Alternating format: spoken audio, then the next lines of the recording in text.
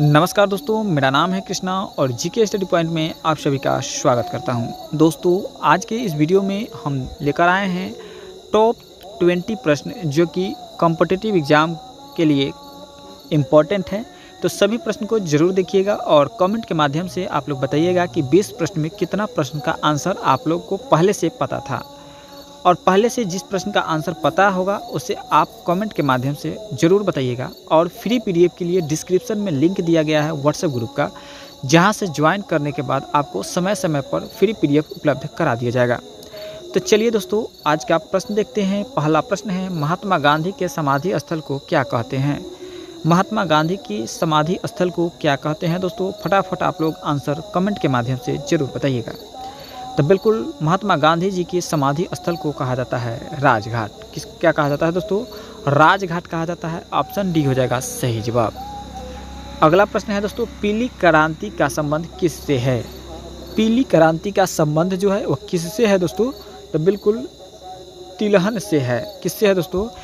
पीली क्रांति का संबंध जो है वह तिलहन से है, यानी ऑप्शन नंबर ए हो जाएगा सही जवाब। अगला प्रश्न देखेंगे और अगला प्रश्न है, थीन बांध किस नदी पर स्थित है? थीन बांध जो है वह किस नदी पर स्थित है दोस्तों? महत्वपूर्ण प्रश्न है, तो याद जरूर रखिएगा। थीन बांध जो है वह रावी नदी के तट पर स्थित है। किस पर है दोस्तों? रावी नदी का है, तो ऑप्शन नंबर ए हो जाएगा सही जवाब इस प्रश्न के लिए।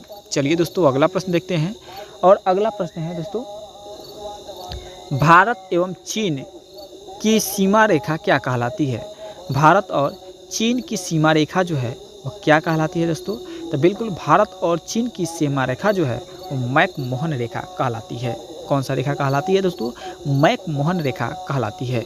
आप लोग कमेंट के माध्यम से बताइएगा दोस्तों कि भारत और पाकिस्तान सीमा रेखा को क्या कहते हैं? कमेंट के माध्यम से ज़रूर बताइएगा। चलिए दोस्तों, अगला प्रश्न देखते हैं। टिबिया नामक हड्डी कहाँ पे पाई जाती है? तो टिबिया नामक हड्डी जो पाई जाती है वह टांग में पाई जाती है दोस्तों। कहाँ पे पाई जाती है? टिबिया नामक हड्डी जो पाई जाती है वह टांग में पाई जाती है। याद रखिएगा आप लोग, ऑप्शन नंबर सी हो जाएगा इस प्रश्न के लिए बिल्कुल सही जवाब।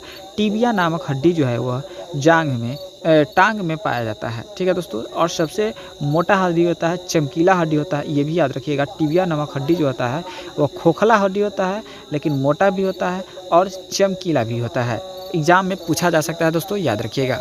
चलिए दोस्तों, अगला प्रश्न देखते हैं। प्रथम पंचवर्षीय योजना कब शुरू हुआ था? प्रथम पंचवर्षीय योजना जो शुरू हुआ था वह 1951 से 56 में हुआ था। कब हुआ था दोस्तों? 1951 से 56 का है, तो ऑप्शन नंबर ए हो जाएगा सही जवाब। चलिए दोस्तों, अगला प्रश्न देखेंगे। राष्ट्रीय गीत गाने में कितना समय लगता है? दोस्तों राष्ट्रीय गीत है, यहाँ पे एक होता है राष्ट्रगान होता है। राष्ट्रीय गीत यानी वंदे मातरम गाने में कितना समय लगता है? तो बिल्कुल, वंदे मातरम गाने में 65 सेकंड लगता है दोस्तों। कितना सेकंड? 65 सेकंड लगता है, यानी ऑप्शन नंबर बी हो जाएगा सही जवाब।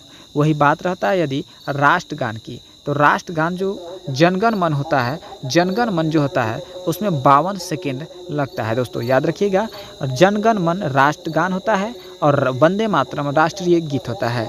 जनगण गाने में 52 सेकेंड लगता है, जबकि वंदे मातरम गाने में 65 सेकेंड लगता है दोस्तों, याद रखिएगा। चलिए अगला प्रश्न देखते हैं। कोहिनूर हीरा को किसने लूटा था?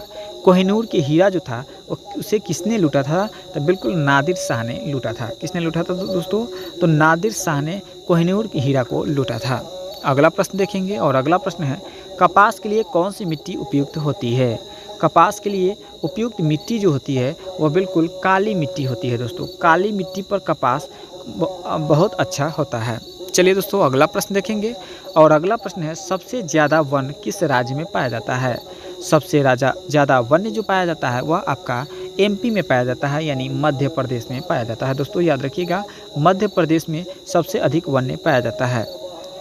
यदि वीडियो अच्छा लग रहा हो, प्रश्न अच्छा लग रहा हो, तो कमेंट में आप लोग यस ज़रूर लिखिएगा और वीडियो को ज़्यादा से ज़्यादा शेयर कीजिएगा।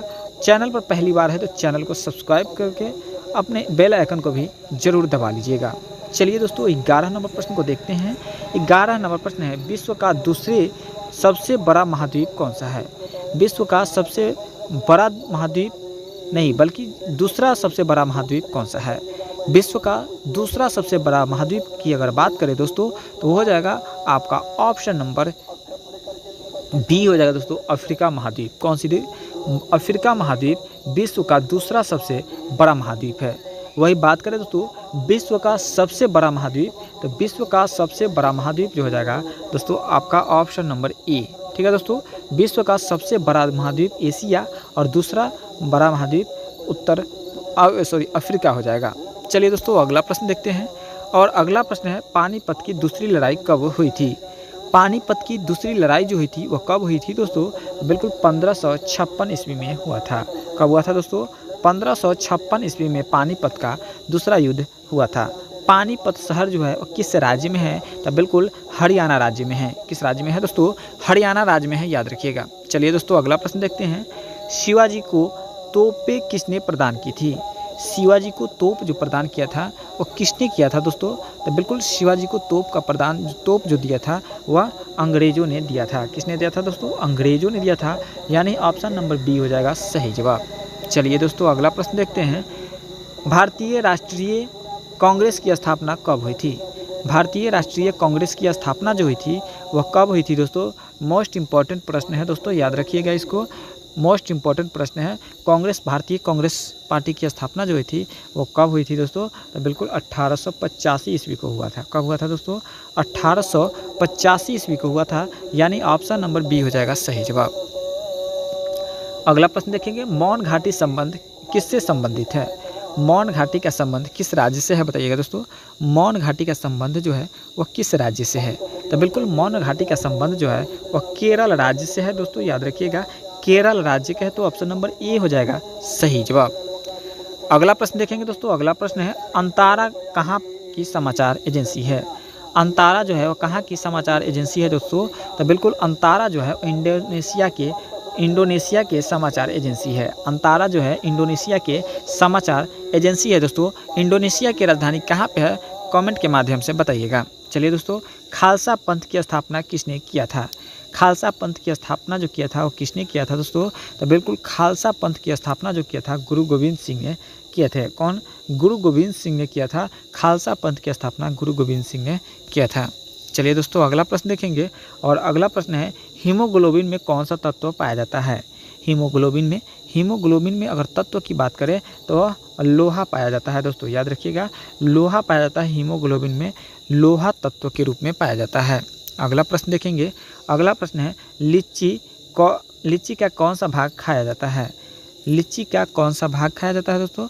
तो बिल्कुल लीची का एरिल भाग खाया जाता है। कौन सा भाग? लीची का एरिल भाग को खाया जाता है दोस्तों, जो कि मध्य में होता है। ऊपर से छिलका होता है, उसके नीचे में जो बीच में जो होता है वो खाने वाला होता है, और सबसे नीचा बीज होता है। चलिए दोस्तों अगला प्रश्न देखेंगे, नींबू का पीएच मान कितना होता है? नींबू का पीएच मान लगभग 2.2 होता है। कितना होता है? 2.2, यानी ऑप्शन नंबर ए हो जाएगा सही जवाब। कितना हो जाएगा दोस्तों? ऑप्शन नंबर ए के साथ जाएगा बिल्कुल सही जवाब, ऑप्शन नंबर ए हो जाएगा। तो इस वीडियो में हमने टोटल 20 प्रश्न देखा, और 20 प्रश्न में आपने कितना प्रश्न का आंसर सही किया है कमेंट के माध्यम से ज़रूर बताइएगा।